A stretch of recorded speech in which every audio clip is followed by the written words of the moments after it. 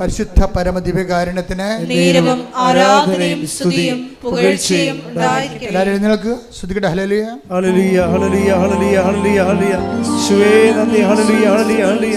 യേശുവേ ആരാധന ആരാധന ആരാധന ആരാധന. യേശുവേ നന്ദി. മഹത്വം മഹത്വം മഹത്വം മഹത്വം മഹത്വം. ഹല്ലേലൂയ ഹല്ലേലൂയ ഹല്ലേലൂയ ഹല്ലേലൂയ ഹല്ലേലൂയ. ആരാധന ആരാധന. ഹല്ലേലൂയ ഹല്ലേലൂയ. യേശുവേ നന്ദി, യേശുവേ മഹത്വം. എൻ്റെ പ്രിയപ്പെട്ടവരെ, നമ്മൾ രോഗശാന്തി പ്രാർത്ഥനയിലേക്ക് പോവുകയാണ്. രോഗമുള്ളിടത്ത് കൈകൾ വെച്ചുകൊണ്ട് മക്കളുടെ മനസ്സിൽ ശക്തമായ രീതിയിൽ വിശ്വാസപ്രമാണം ചൊല്ലി വിശ്വാസം പ്രഖ്യാപിച്ചുകൊണ്ടിരിക്കണം. അച്ഛൻ പ്രാർത്ഥിക്കും, മനസ്സിലും വിശ്വാസപ്രമാണം ചെല്ലുകയോ മക്കൾ സ്തുതിക്കുകയോ ചെയ്യണം. സ്തുതിക്കട്ടെ. ഹല്ലേലൂയ. കർത്താവേ, നിന്റെ ഉന്നതമായ കൈകൾ രോഗമുള്ളിടത്ത് കൈകൾ വെച്ചുകൊണ്ട് സ്തുതിച്ചുകൊണ്ടിരിക്കട്ടെ. ഓൺലൈനിലുള്ളവരും പ്രാർത്ഥിച്ചുകൊണ്ടിരിക്കട്ടെ. കർത്താവേ, നിന്റെ ഉന്നതമായ നാമത്തിന് സ്വസ്ഥം ചെയ്ത് കർത്താവേ, കർത്താവേ, നിന്റെ വിശുദ്ധ പൗരോഹിത്യത്തെ മഹത്വപ്പെടുത്തണമേ കർത്താവേ. കർത്താവേ, സഭയിലുള്ള സാന്നിധ്യം പ്രകടമാക്കണമേ കർത്താവേ.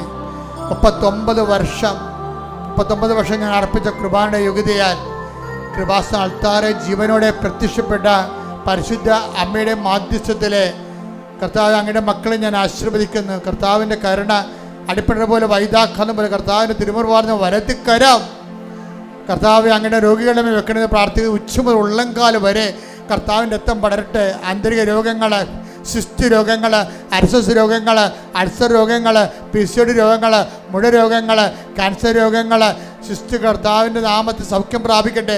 ഈശോ, മക്കളില്ലാത്തവരെ, വിവാഹ ജീവിതത്തിൽ കർത്താവ് തടസ്സം നേരിടുന്നവരെ, തമ്മിൽ പിരിഞ്ഞിരിക്കുന്നവരെ, ഐക്യപ്പെടുന്നതിന് വേണ്ടി പ്രാർത്ഥിക്കുന്നതിന് വേണ്ടി ദൈവത്തിൻ്റെ തീരുമാനം ഉണ്ടാകാൻ ഇടയാക്കണം പ്രാർത്ഥിക്കുന്നു. ജോലിയില്ലാത്തവർ, വീടില്ലാത്തവർ, വീട്ടിലേക്ക് വഴിയില്ലാത്തവർ, സാമ്പത്തികമായ കടങ്ങളുള്ളവർ, ക്യാപ്റ്റനോട്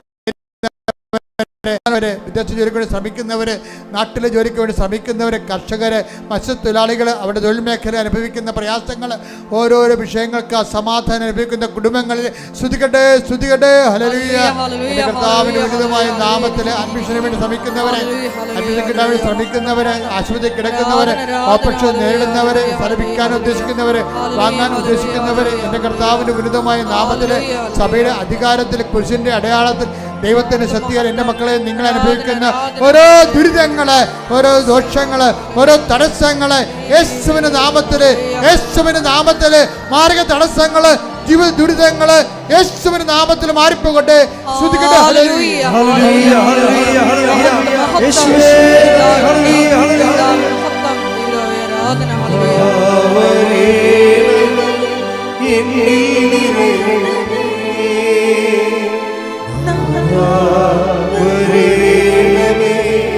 സൗഖ്യം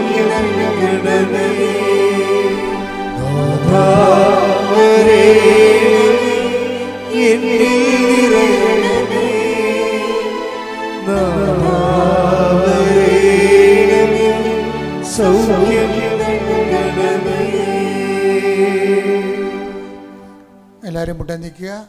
മൗനമായി പ്രാർത്ഥിക്കേണ്ട സമയമാണ്. നിങ്ങൾ വ്യക്തിപരമായ ആവശ്യങ്ങൾക്ക് വേണ്ടി ഓൺലൈനിലുള്ളവരും ഇവിടെയുള്ളവരും തീക്ഷ്ണമായി മൗനമായി പ്രാർത്ഥിക്കേണ്ട സമയമാണ്.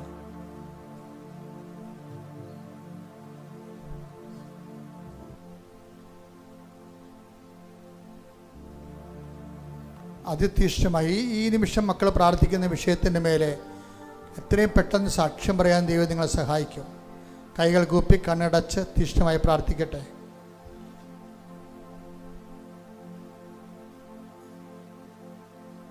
സ്തുതിക്കട്ടെ. ഹല്ലേലൂയ ഹല്ലേലൂയ ഹല്ലേലൂയ ഹല്ലേലൂയ ഹല്ലേലൂയ. നന്ദി. ഹല്ലേലൂയ ഹല്ലേലൂയ ഹല്ലേലൂയ ഹല്ലേലൂയ. ഹല്ലേലൂയ ഹല്ലേലൂയ ഹല്ലേലൂയ ഹല്ലേലൂയ. യേശുവേ നന്ദി. ഹല്ലേലൂയ ഹല്ലേലൂയ ഹല്ലേലൂയ ഹല്ലേലൂയ. ഹല്ലേലൂയ ഹല്ലേലൂയ ഹല്ലേലൂയ ഹല്ലേലൂയ ഹല്ലേലൂയ. യേശുവേ ആരാധന ആരാധന. ശിരസ്സ് നമിച്ച് ദിവ്യകാരുണ്യനാഥന്റെ ഹല്ലേലൂയ ഹല്ലേലൂയ ഹല്ലേലൂയ ഹല്ലേലൂയ ഹല്ലേലൂയ ഹല്ലേലൂയ. യേശുവേ നന്ദി നന്ദി നന്ദി. യേശുവേ ആരാധന ആരാധന ആരാധന.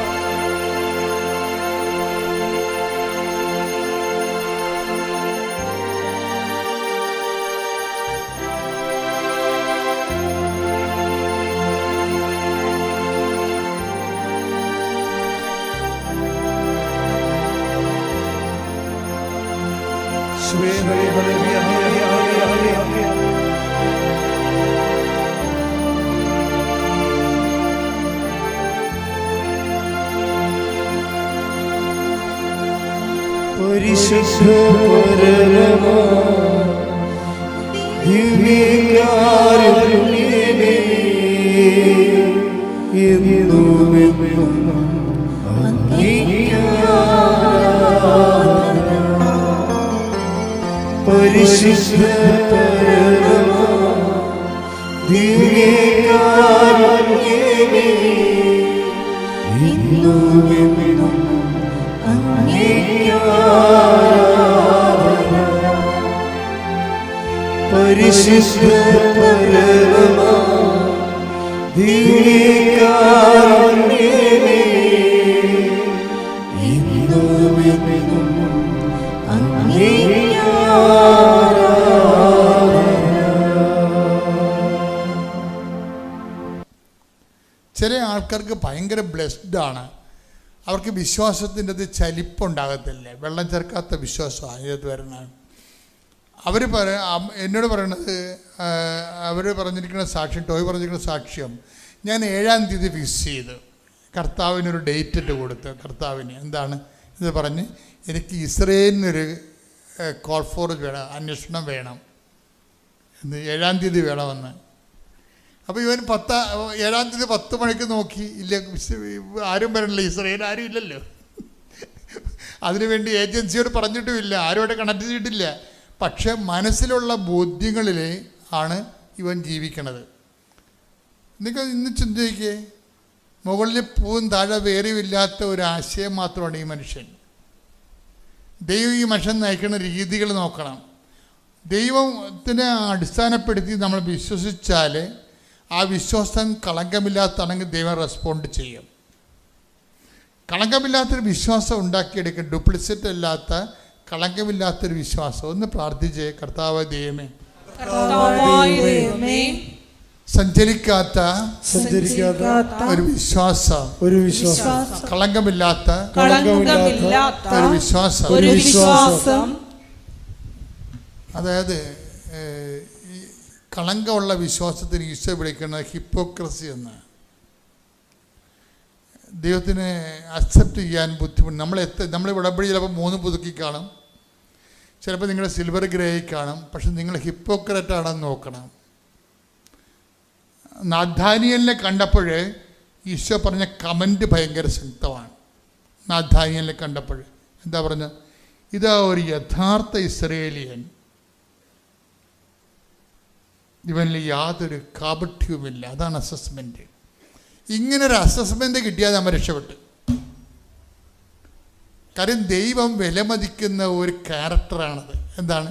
കളങ്കമില്ലാത്ത അവസ്ഥ. Take the bed of God. Hallelujah.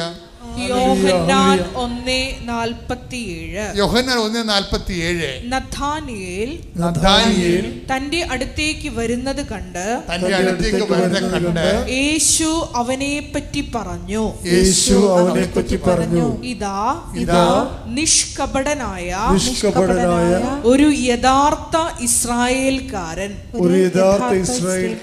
അപ്പൊ ഈ ദൈവത്തിനൊരു കുഴപ്പം പണ്ടുമുതലേ ഉള്ളത്, ഈ യഥാർത്ഥവും ഡ്യൂപ്ലിക്കേറ്റും തമ്മിൽ എപ്പോഴും തിരിക്കും. കർത്താവിൻ്റെ കയ്യിൽ എപ്പോഴും ഉള്ള ഒരു വീശുമുറാം അവൻ്റെ കയ്യിലുണ്ടെന്ന് പറഞ്ഞില്ലേ? കർത്താവിന് മുമ്പ് വഴിയൊരുക്കാമെന്ന കക്ഷിയോട് പരിശുദ്ധാത്മാവ് പറഞ്ഞത് കർത്താവിൻ്റെ കയ്യിലുള്ള ഉപകരണങ്ങളെക്കുറിച്ച് ഡിക്ലെയർ ചെയ്യാൻ പറഞ്ഞു. കർത്താവ് ഇപ്പം ഞാൻ കാനഡയിൽ ചെന്നപ്പോൾ നിങ്ങളുടെ കയ്യിലുള്ള വസ്തുക്കളെല്ലാം ഡിക്ലെയർ ചെയ്യാൻ പറഞ്ഞായിരുന്നു അവിടെ. അപ്പോൾ എൻ്റെ കയ്യിലുണ്ടായിരുന്ന $, ഇത്ര $ഉണ്ട്, പിന്നെ ബാക്കിയുള്ള എന്തോ മരുന്നൊക്കെ ഉണ്ടായിരുന്നു, അതെല്ലാം ഞാൻ ഡിക്ലെയർ ചെയ്ത്. ഇതുപോലെ കർത്താവ് വരുമ്പോൾ കർത്താവിൻ്റെ കയ്യിലുള്ളതെല്ലാം ഡിക്ലെയർ ചെയ്യാൻ വേണ്ടിയാണ് യോഹന്നാനെ വിട്ടിരിക്കുന്നത്. അതിനകത്തൊരു സാധനം വീശുമുറവാണ്. Take the bed of God. ശ്രുതിക്കട്ടെ ഹല്ലേലൂയ. ലൂക്കാ 3:17. വീശുമുറം അവന്റെ കയ്യിലുണ്ട്, അവൻ കളം വെടിപ്പാക്കി ഗോതമ്പ് അറപ്പുരയിൽ ശേഖരിക്കുകയും പതിര് കെടാത്ത തീയിൽ ദഹിപ്പിക്കുകയും ചെയ്യും. കയ്യിലിരിപ്പ് പെസകാണെന്നാണ് ആദ്യം പറഞ്ഞത്. വിഷുമുറാവെന്നറിയാലോ, പേറ്റണ മുറാവ്. പതിരും കതിരും തിരിക്കണം പുറ, അവൻ്റെ കയ്യിലുണ്ടെന്നാണ്. അവൻ്റെ കയ്യിലുള്ള സാധനം ഡിക്ലെയർ ചെയ്യേണ്ടതാണ്. പൊട്ടന്മാരാരും ശ്രദ്ധിച്ചില്ലേ ശരിക്കും പറഞ്ഞാൽ. ആ വീശുമുറവുണ്ട്, വീശുമുറവ, കയ്യിലിങ്കണ്, ചിരവ്, എന്തെങ്കിലും കയ്യിരിക്കട്ടെ, അതിന് എനിക്കെന്താണെന്നുള്ളതാണ് ഇത് വായിക്കണവന്മാർക്കുള്ള റെസ്പോൺസ്. വിശുമുറവാ. ഒരാൾ വരുമ്പോൾ തന്നെ അത് ഹിപ്പോക്രസിയാണ് സത്യമാണ് എന്നുള്ളവരെ സ്കാൻ ചെയ്യും. ഇതൊരു ഭയങ്കര ഒരു ബുദ്ധിമുട്ടുള്ള കാര്യമാണ്. നമ്മൾ ആളും തരവും നോക്കാതെ കർത്താവിൻ്റെ അടുത്ത് വന്ന പച്ചപ്പകൽ പണിമേടിക്കും. അതുകൊണ്ട് തന്നെ നിങ്ങളിൽ എന്തെങ്കിലും ഉഡായിപ്പുണ്ടെങ്കിൽ ഇത് അവസാനിപ്പിക്കേണ്ടി വരും. അതുകൊണ്ടാണ് ആദ്യമേ പറഞ്ഞത് അനുദപിക്കണമെന്നൊക്കെ പറഞ്ഞതിൻ്റെ കാര്യം. വിശുമുറ അവൻ്റെ കയ്യിലുണ്ട്. ഇപ്പം നാഥാനിയേൽ വന്നപ്പോൾ തന്നെ സ്കാൻ ചെയ്ത്. ഞാൻ നെടുമ്പാശ്ശേരി വിമാനത്താളിരുന്നപ്പോൾ എൻ്റെ കൂടെ വന്നത് എവിടെ മനോജാര അതിനുണ്ടായിരുന്നു. നിങ്ങൾ എവിടെയോ അടുത്തെവിടെയോ പോവുകയാണ്, ബാംഗ്ലൂർ എവിടെ പോവുകയാണ്. അപ്പോൾ ഉടനെ കുറച്ച് കഴിഞ്ഞപ്പോൾ ഒരു പോലീസുകാരൻ വന്ന് എൻ്റെ ഡ്രൈവറെ ഒക്കെ കൊണ്ടുപോയി. അവൻ ഡ്രൈവറിനോട് അപ്പോൾ ഞങ്ങളവിടെ ഗാലറി ഇരിക്കുകയായിരുന്നു. അപ്പോൾ അവിടെ നിന്ന് ഞാൻ എന്നാ സാറേ നിങ്ങളുടെ ബാഗ്, നിങ്ങളുടെ പേഴ്സ് നിങ്ങളുടെ കയ്യിലുണ്ടോ എന്ന് ചോദിച്ചു. അപ്പോഴാണ് മനോജ് തപ്പി നോക്കണത്, പേഴ്സില്ല. പക്ഷേ അവിടെ സ്കാൻ ചെയ്യുന്ന സ്ഥലത്ത് നിന്നിരുന്ന പോലീസുകാരൻ ഇവിടെ വന്ന് പേഴ്സ് എങ്ങനെ അവിടെ എവിടെയോ പോയതാണ്, അത് ഇയാളുടേതാണെന്ന് എങ്ങനെ മനസ്സിലാക്കി? അവിടെ മുഴുവനും ക്യാമറയാ. നമ്മുടെ ഇവിടെ ക്യാമറ വെച്ചിട്ട് ഇപ്പോൾ ഞങ്ങൾ ഒരുത്തരാണ് ഇവിടെ ഇരുത്തുന്നത്. അങ്ങനെയല്ല, അവരെ പലരവിടെ ഇരിപ്പുണ്ട്. ഓരോ ക്യാമറയ്ക്കും 24 മണിക്കൂർ നോക്കിക്കൊണ്ടിരിപ്പുണ്ട്. ഇവൻ്റെ കയ്യിൽ നിന്ന് പേഴ്സ് പോണതും ഇവൻ തിരിച്ച് വന്ന് ഗാലറിയിൽ ഇരിക്കുന്നതും എല്ലാം അവരവിടെ റൂട്ട് ചെയ്തിട്ട് ഇവനെ വന്ന് പൊക്കി കൊണ്ട് സാധനം കൊണ്ടേ കൊടുത്തു. ഇതുപോലെ തന്നെ ഇത് മനുഷ്യന്മാർ പോലും ഇത്രയും സ്കാനിങ് ആണെങ്കിൽ ദൈവത്തിൻ്റെ അവസ്ഥ എന്തായിരിക്കും? അതാണ് ഒരാൾ വരുമ്പോൾ തന്നെ സ്കാൻ ചെയ്യും. എന്നിട്ട് പറയും, നഥാനിയേൽ വന്നപ്പോൾ തന്നെ പറഞ്ഞു, ഇതാ ഒരു യഥാർത്ഥ ഇസ്രയേലിയൻ. അപ്പോൾ ഇതൊരു വിശ്വാസിയാണെന്ന് പറയുമ്പോൾ, ഒരു യഥാർത്ഥ വിശ്വാസിയാണെന്ന് കണ്ടാൽ കമ്മ്യൂണിക്കേഷൻ ഉണ്ട്. നമ്മുടെ സബ്ജക്റ്റ് എന്താണ്? കമ്മ്യൂണിക്കേഷൻ അല്ലേ? കമ്മ്യൂണിക്കേഷൻ, സന്ദർശനവും അതുപോലെ തന്നെ സംഭാഷണവും ദൈവത്തിൻ്റെ ഉടമ്പടിയുടെ ഒരു റിസൾട്ടാണ്, ഒരു ഫീച്ചറാണ്. ഉടമ്പടിയുടെ ഫീച്ചറാണ്. മറ്റ് പ്രാർത്ഥനകൾക്ക് ഇല്ലാത്തതും സർവ്വസാധാരണമായ ഉടമ്പടി കണ്ടുവരുന്നൊരു സംഭവമാണ് സന്ദർശനവും സംഭാഷണവും. അപ്പോൾ നിങ്ങൾക്ക് രോഗങ്ങളെ സുഖപ്പെടാം, നിങ്ങളെ സന്ദർശിച്ചിട്ടില്ല എന്നുണ്ടെങ്കിൽ നിങ്ങൾ അത്ര വെടിപ്പായിട്ട് കണ്ടിട്ടില്ലെന്ന് എൻ്റെ അടുത്താണ്. അതത് ഒറ്റടക്കം പോകാത്ത കേസാണ്. നിങ്ങൾക്ക് ചില 10 കൊല്ലമായിട്ട് മക്കളില്ലായിരിക്കും. 10 കൊല്ലമല്ല, ഇപ്പോൾ ഇന്നലെയും കണ്ടപ്പോൾ 9 കൊല്ലം 10 കൊല്ലമൊക്കെയാണ് കൃപാസനത്തിൽ മക്കളുടെ നോർമൽ സാക്ഷ്യങ്ങളെന്ന് പറയണത്. പക്ഷേ ഈ കക്ഷികൾ ആരെങ്കിലും കർത്താവിനെ കണ്ടോ? കണ്ടിട്ടില്ല. എന്താ കാര്യം? കാണാൻ സമയമായിട്ടില്ല. സന്ദർശനവും സംഭാഷണവും വേറെ ഒരു സബ്ജക്റ്റാണ്, വേറെ ഡിപ്പാർട്ട്മെൻറ്റാണ്. അതിന് വെടിപ്പ് വേണം. ഉടമ്പടി നമ്മളെ വെടിപ്പിലേക്ക് വിളിക്കുന്ന ഒരു പ്രാർത്ഥനയാണ്. ഇതാ ഒരു യഥാർത്ഥ ഇസ്രയേലിയൻ. ഇവനിൽ എന്താണ് യഥാർത്ഥം എന്ന് പറയാൻ കാര്യം എന്താണ്? ഈശോ അപ്പം തന്നെയും മനുഷ്യന്മാർ രണ്ടായിട്ട് തിരിക്കുന്ന ഡ്യൂപ്ലിക്കേറ്റും യഥാർത്ഥവും. അല്ലെങ്കിൽ പിന്നെ പറഞ്ഞ കാര്യമില്ലല്ലേ. ഒരു ക്രിസ്ത്യനാണെന്ന് പറഞ്ഞാൽ പറയും, ഈശോ പറയും ഡ്യൂപ്ലിക്കേറ്റ് ആണെന്ന് പറയും. ക്രിസ്ത്യനാണ് പക്ഷെ കുന്നംകുളം സെറ്റാണെന്ന് പറയും.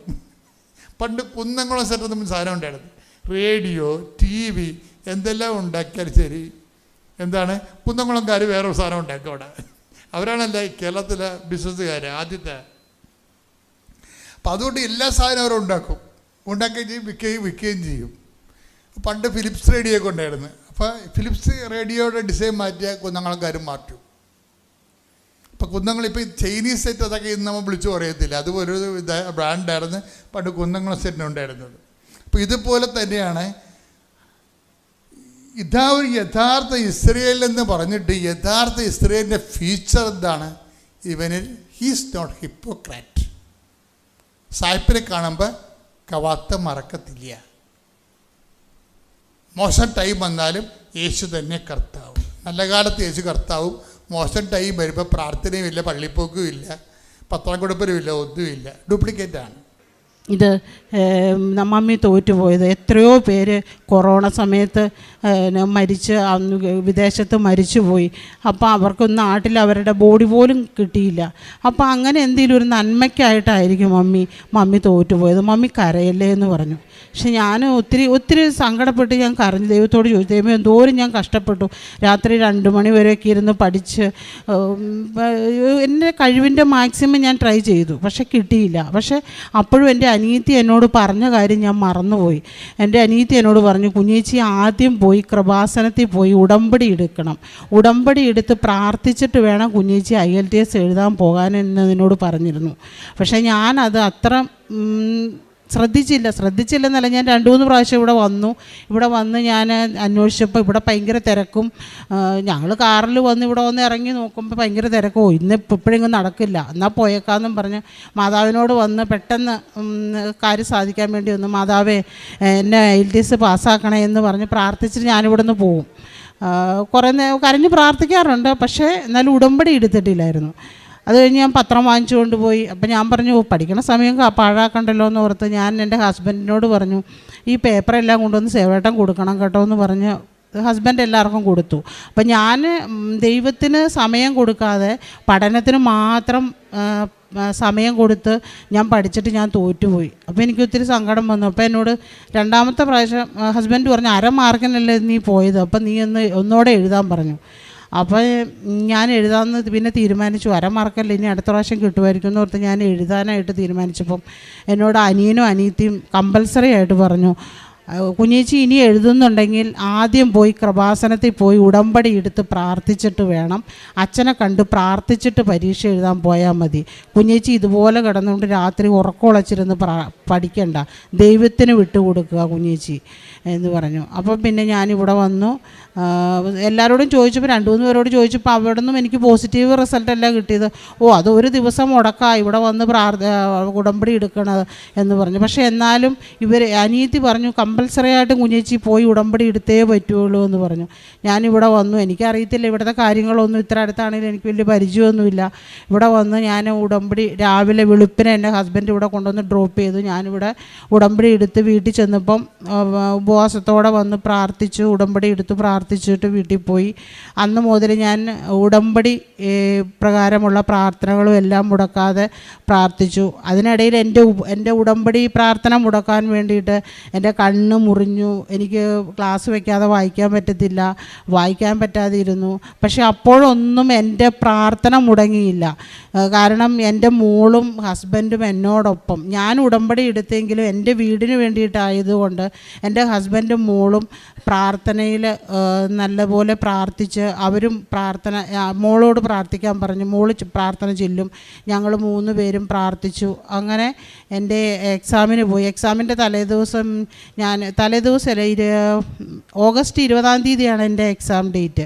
അപ്പോൾ ഓഗസ്റ്റ് 17-ാം തീയതി ഞാൻ ഹസ്ബൻഡിനോട് പറഞ്ഞു, എനിക്ക് കൃപാസനത്തിൽ പോകണം എന്ന് പറഞ്ഞു. ഞാനിവിടെ വന്ന് ഞാൻ കുറച്ച് നേരം, ഇവിടെയൊക്കെ തിരക്കായതുകൊണ്ട് ഞാൻ അങ്ങ് മൂലയായിരുന്നു ഇരുന്നത്. അപ്പം ഞാൻ അവിടെ ഇരുന്ന് കരഞ്ഞ് പ്രാർത്ഥിച്ചു കഴിഞ്ഞപ്പോൾ ആരോ എന്നോട് പറയുന്ന പോലെ തോന്നി, നീ എഴുന്നേറ്റ് പോയി അച്ഛനെ കണ്ട് പ്രാർത്ഥിക്കുക എന്ന് എന്നോട് ആരോ പറയുന്ന പോലെ. അത് മാതാവ് തോന്നിച്ചതാണ് എൻ്റെ ഹൃദയത്തിൽ. ഞാൻ അവിടെ നിന്ന് എഴുന്നേറ്റ് എന്നിട്ട് എനിക്കറിയത്തില്ല അച്ഛനെ കാണാൻ എന്താ ചെയ്യേണ്ടതെന്ന്.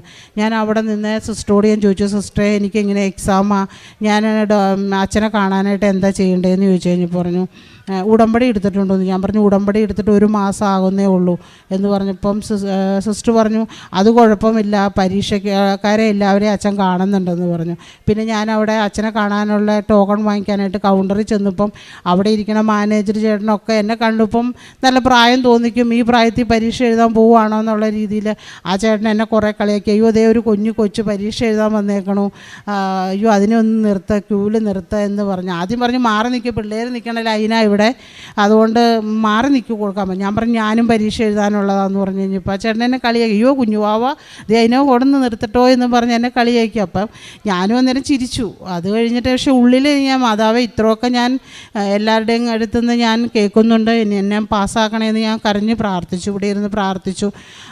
അങ്ങനെ അച്ഛൻ ഇവിടെ വന്ന് തലയിൽ കൈവച്ച് പ്രാർത്ഥിച്ചു. അച്ഛൻ ചോദിച്ചു, ഏത് മൊഡ്യൂളാണ് നിങ്ങൾക്ക് ബുദ്ധിമുട്ടെന്ന് പറഞ്ഞപ്പോൾ ഞാൻ പറഞ്ഞു, അച്ഛാ ഞാൻ 1/2 മാർക്കിനാണ് ഞാൻ റീഡിങ്ങിന് പോയതെന്ന് പറഞ്ഞു. അപ്പോൾ അച്ഛൻ തലയിൽ കൈവച്ച് പ്രാർത്ഥിച്ചു. തൊണ്ടയിൽ കൈവച്ച് പ്രാർത്ഥിച്ചു. പക്ഷെ അപ്പോഴൊക്കെ എന്നെ അച്ഛൻ തലയിൽ കൈവച്ച് പ്രാർത്ഥിച്ചെങ്കിലും തമ്പരാൻ തൊടുന്നത് പോലെ ഒരു ഫീലിംഗ് ആയിരുന്നു എനിക്ക്. പക്ഷേ അച്ഛൻ ഇവിടെ പറഞ്ഞു, മക്കളെ നിങ്ങളിവിടെ വന്ന് മുട്ടുകുത്താൻ പറഞ്ഞു. പക്ഷേ മുട്ടുകുത്താൻ നേരത്തും അങ്ങനെ ഞാനിവിടെ വന്ന് പ്രാർത്ഥിച്ചു. ഭയങ്കര ബുദ്ധിമുട്ടായിരുന്നു, ഞാൻ മുട്ടുകുത്താനൊന്നും പാടില്ലായിരുന്നു എനിക്ക്. ഞാനിവിടെ വന്ന് പ്രാർത്ഥിച്ച് അച്ഛൻ പ്രാർത്ഥിച്ച് കഴിഞ്ഞിട്ട് ഞാൻ മാതാവിനോട് കരഞ്ഞ് പ്രാർത്ഥിച്ചു പോയി. പിറ്റേ ദിവസം ഞാനിവിടെ നിന്ന് വാങ്ങിച്ചുകൊണ്ട് പോയ കൃപാസനം പത്രം എല്ലാ എൻ്റെ ഫ്രണ്ട്സിനെല്ലാത്തിനും എല്ലാവർക്കും ഞാൻ തന്നെ വിതരണം ചെയ്തു. പിന്നെ ആ പരീക്ഷയുടെ 3 ദിവസവും ആദ്യം സ്പീക്കിംഗ് ആയിരുന്നു 19-ാം തീയതി, 20-ാം തീയതി റൈറ്റിങ്. 18-ാം തീയതി മുതൽ ഞാൻ 17-ാം തീയതി ഇവിടെ വന്ന് അന്ന് രാവിലെ മുതൽ ഉപവസിച്ച് പ്രാർത്ഥിച്ചു. പിറ്റേ ദിവസം മുതൽ 3 ദിവസം ഞാൻ പ്രാർത്ഥിച്ചു. ഞാൻ ഉപവാസത്തോടെ പോയി പരീക്ഷ എഴുതി. അപ്പോൾ ഹസ്ബൻഡ് എന്നോട് പറഞ്ഞു, നീ ഉപവസിച്ച് ഒക്കെ പ്രാർത്ഥിക്കണമൊക്കെ കൊള്ളാം, നീ അവിടെ ചെന്ന് തലക്കറങ്ങി വീഴുവൊന്നും ചെയ്യരുതെന്ന് പറഞ്ഞു. ഞാൻ പറഞ്ഞില്ല, എനിക്കൊരു കുഴപ്പമുണ്ടാവില്ല, ഞാൻ പ്രാർത്ഥിച്ച് പൊക്കോളാം, എന്നെ മാതാവ് കാത്തോളൂ എന്ന് പറഞ്ഞു. ഞാൻ പരീക്ഷയ്ക്ക് പോയി. എൻ്റെ പരീക്ഷയെല്ലാം നല്ലതുപോലെ ഞാൻ എഴുതിയെന്ന് തോന്നി. പക്ഷേ എന്നാലും എനിക്ക് റീഡിങ്ങിന് പകരം എനിക്ക് ലിസണിങ് ആയിരുന്നു ബുദ്ധിമുട്ടായിട്ട് തോന്നിയത്. അപ്പോൾ ഞാൻ സേവനോട് പറഞ്ഞു, സേവട്ടാ ഞാൻ ഈ പ്രാവശ്യം ലിസണിങ്ങിന് പോകും, റീഡിങ് എനിക്ക് കിട്ടുമെന്ന് പറഞ്ഞു.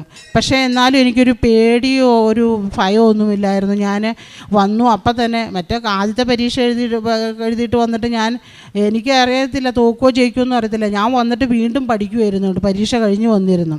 പക്ഷേ ഈ പരീക്ഷ കഴിഞ്ഞ് വന്നു ഞാൻ എല്ലായിടത്തും മടക്കി കെട്ടി വെച്ചു. ഞാൻ പ്രാർത്ഥിച്ചു. അന്ന് വരെ എൻ്റെ പരീക്ഷയുടെ മേൽ കരുണയായിരിക്കണേ എന്ന് പ്രാർത്ഥിച്ചു. അന്ന് പരീക്ഷ കഴിഞ്ഞപ്പോൾ മുതൽ എൻ്റെ റിസൾട്ടിൻ്റെ മേൽ കരുണ തോന്നണമേ എന്ന് ഞാൻ പ്രാർത്ഥിച്ചു. പരീക്ഷ ഹോളിൽ കയറിയപ്പോഴാണെങ്കിലും എൻ്റെ കൂടെ എഴുതിയൊരു കൊച്ചുണ്ടായിരുന്നു, ഇതേപോലെ തന്നെ സിറ്റുവേഷനിലുള്ള. ആ കൊച്ചു പറഞ്ഞു, ആ ചെറിയ കുട്ടിയാണ്, കൊച്ചെന്നോട് പറഞ്ഞു, ആൻറ്റി നമുക്ക് ഈ പ്രാവശ്യം കിട്ടുമെന്ന് ചോദിച്ചു. അപ്പോൾ ഞാൻ പറഞ്ഞു, മോനെ കരുണക്കൊന്ത ചൊല്ലിക്കോ, പിന്നെ മാതാവിനോടും കൊന്ത ചൊല്ലി പ്രാർത്ഥിച്ചോളാൻ പറഞ്ഞു. ഇപ്പം ഞാൻ മാതാവ് അച്ഛൻ തന്ന കാശ് രൂപവും ഇവിടെ നിന്ന് ഉടമ്പടി എടുത്തപ്പോൾ കിട്ടിയ 2 കാശ് രൂപവും കൊന്തയിലിട്ട് ഞാൻ കഴുത്തേലിട്ടുകൊണ്ടാണ് പോയത്. പോയിട്ട് ഞാൻ ഓരോ പരീക്ഷയ്ക്ക് മുമ്പും അവർ ഈ ക്ലാസ് ഹോളിലിരുന്നപ്പോഴും ഞാൻ മാതാവിനോട് ആ കാശ് രൂപം മുറക്കി പിടിച്ച് ഞാൻ പ്രാർത്ഥിച്ചു, മാതാവേ എൻ്റെ കൂടെ ഇരിക്കണേ, എനിക്കൊരു കഴിവുമില്ല, മാതാവ് എന്നെ പരീക്ഷ എഴുതിക്കണേ എന്ന് ഞാൻ പ്രാർത്ഥിച്ചു. അങ്ങനെ എനിക്ക് റൈറ്റിങ്ങും ആദ്യം റൈറ്റിംഗ് ആയിരുന്നു. റൈറ്റിങ്ങിന് സാധാരണ എനിക്ക് സമയം കിട്ടാറില്ല, ഞാൻ കോച്ചിങ്ങിന് പോയിപ്പം. പക്ഷേ എനിക്ക് 10 മിനിറ്റ് മുമ്പ് എനിക്ക് റൈറ്റിങ് 1 മണിക്കൂറും കൊണ്ട് എഴുതേണ്ട റൈറ്റിങ് 50 മിനിറ്റ് കൊണ്ട് എനിക്ക് എഴുതി സാധിച്ചതിന് ശേഷം ഞാൻ ആ മാതാവിൻ്റെ കാശ് രൂപം ഞാൻ കൊന്തയിൽ കിടക്കുന്ന കാശ് രൂപം എടുത്ത് ഞാൻ എൻ്റെ ആൻസർ ഷീറ്റിൻ്റെ മുകളിൽ വെച്ച് ഞാൻ പ്രാർത്ഥിച്ചു, കൊന്ത ചൊല്ലി പ്രാർത്ഥിച്ചു പരീക്ഷ ഹോളിലിരുന്ന്. അടുത്ത ലിസണിങ്ങിൻ്റെ പരീക്ഷയുടെ സമയം വരെയും പേപ്പർ കിട്ടുന്നത് വരെയും ഞാനിന്ന് പ്രാർത്ഥിച്ചു. അതുപോലെ തന്നെ ലിസണിങ്ങും റീഡിങ്ങും എല്ലാം എനിക്ക് സമയത്ത് എനിക്ക് ചെയ്യാൻ പറ്റി. എഴുതിയതെല്ലാം ഒന്നും കൂടി ഒന്ന് വായിച്ചു നോക്കാനും അത് കറക്റ്റാണോ എന്ന് ഒന്നുകൂടെ ഒന്ന് വെരിഫൈ ചെയ്യാനും എനിക്ക് സാധിച്ചു. അങ്ങനെ എൻ്റെ എക്സാം കഴിഞ്ഞു വന്നു. പിന്നെയും ഞാൻ പ്രാർത്ഥിച്ചുകൊണ്ടിരുന്നു. ഒരു ദിവസം മുമ്പ് 13 ദിവസം എന്ന് പറഞ്ഞാൽ 12ാമത്തെ ദിവസം എൻ്റെ റിസൾട്ട് വന്നപ്പം ഞാൻ ചേച്ചിയോട് സംസാരിച്ചുകൊണ്ടിരുന്നപ്പോഴേ എൻ്റെ ഫോണിൽ ഇങ്ങനെ നോട്ടിഫിക്കേഷൻ കയറി വരുന്നത്. ഞാനിത് കണ്ടു കഴിഞ്ഞപ്പോൾ എനിക്ക് പേടി, എനിക്ക് ഇത് റിസൾട്ട് നോക്കാനായിട്ട്.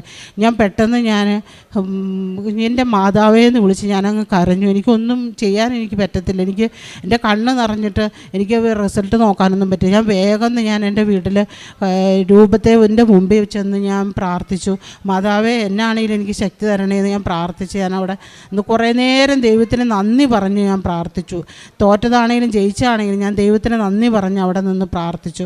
അവിടെ നിന്ന് ഒത്തിരി കരഞ്ഞു കഴിഞ്ഞപ്പോൾ ഞങ്ങളുടെ വീടൊക്കെ അടുത്തടുത്ത് 5 സെൻറ്റ് സ്ഥലത്തുള്ള വീടാണ്. അപ്പം അടുത്തുള്ള വീട്ടിലെ ചേട്ടൻ കേൾക്കുമ്പോൾ ഓർക്കും, അയ്യോ അവരാരും ഇല്ല, അവൾ തന്നെയുള്ളൂ, എന്തെങ്കിലും വയ്യാത്തതാണോ അതുകൊണ്ടാണ് കരയണേന്ന് ഓർത്തുകൊണ്ട് ഞാൻ പെട്ടെന്ന് എൻ്റെ ബെഡ്റൂമിലേക്ക് പോയി. ബെഡ്റൂമിൽ ചെന്ന് ഞാൻ കുറേ നേരം കരഞ്ഞു പ്രാർത്ഥിച്ചതിന് ശേഷം ഞാൻ റിസൾട്ട് എടുത്ത് നോക്കിയപ്പോൾ ഞാൻ ആദ്യം റീഡിങ്ങിൻ്റെ റിസൾട്ടാണ് കണ്ടത്. എൻ്റെ കണ്ണിൽ മാതാവ് കാണിച്ചത് അത് നോക്കി എല്ലാത്തിനും ഞാൻ പാസ്സായി. അപ്പം ഞാൻ പെട്ടെന്ന് എൻ്റെ ഹസ്ബൻഡിനെ വിളിച്ച് പറഞ്ഞു, കരഞ്ഞോണ്ടാണ് വിളിച്ച് പറഞ്ഞു, സന്തോഷം കൊണ്ടുള്ള കരച്ചിലായിരുന്നു. ഹസ്ബൻഡ് പേടിച്ചു പോയി. ഇപ്പോൾ വീട്ടിൽ നിന്ന് പോയിട്ട് അരമണിക്കൂറായുള്ളൂ, ഇപ്പോൾ ഒരു കുഴപ്പമില്ലാതിരിക്കണം കണ്ടുള്ളൂ, പെട്ടെന്ന് എന്താ കരയണമെന്ന് ഞാൻ പറഞ്ഞു. ചേട്ടാ ഞാൻ പാസ്സായി എന്ന് പറഞ്ഞു. അപ്പോൾ ഹസ്ബൻഡ് സന്തോഷം കൊണ്ട് കരഞ്ഞു. അന്ന് തന്നെ അപ്പം തന്നെ എൻ്റെ ഹസ്ബൻഡ് എടുത്ത വഴി പറഞ്ഞു, നമുക്ക് വൈകുന്നേരം മാതാവിൻ്റെ അടുത്ത് പോകണം, കൃപാസനത്തിൽ പോകണം എന്ന് പറഞ്ഞു. ഞാൻ മോള് ക്ലാസ് കഴിഞ്ഞ് വന്നു, ഞങ്ങൾ 3 പേര് ഇവിടെ വന്ന് മാതാവിൻ്റെ മുമ്പിൽ കണ്ണുനീരോടെ ദൈവത്തിന് നന്ദി പറഞ്ഞു. മാതാവിനും ദൈവത്തിനും നന്ദി പറഞ്ഞ് പ്രാർത്ഥിച്ചിട്ട് പോയി.